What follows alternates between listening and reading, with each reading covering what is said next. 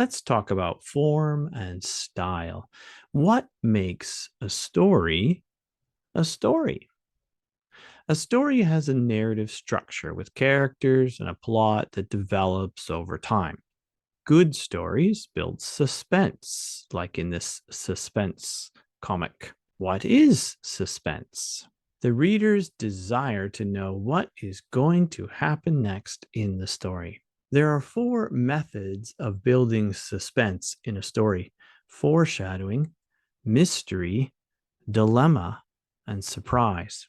Foreshadowing is a hint about the future. Like, for example, this woman falling off a cliff somewhere a long time ago in the early parts of this story. There might have been a hint. Maybe somebody else had fallen off this cliff before.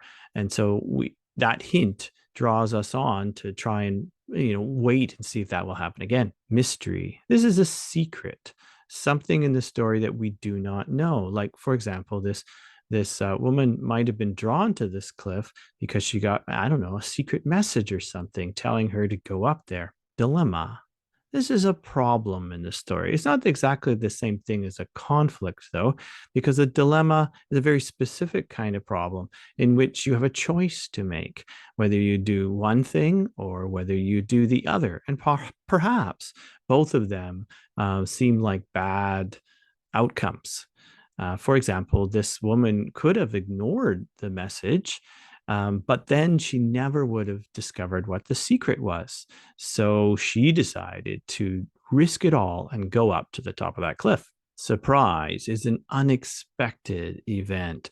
For example, in this story, she probably didn't jump off this cliff. Probably somebody pushed her from behind, and that was a surprise. We didn't see it coming, but when it happened, our heart jumped. So, an unexpected event, a surprise, is a good way to build suspense. Narrative essay.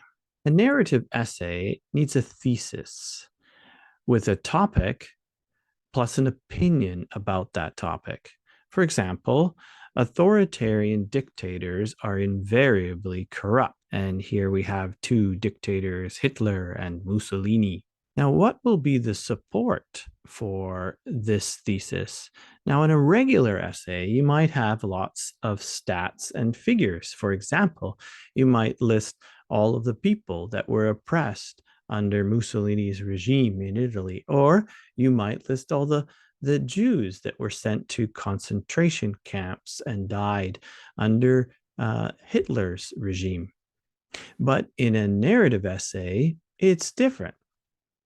The support for the thesis in a narrative essay is a story or an anecdote that proves my point. The advantage of a narrative essay is that it appeals to the emotions rather than the intellect, making the connection with the audience more personal.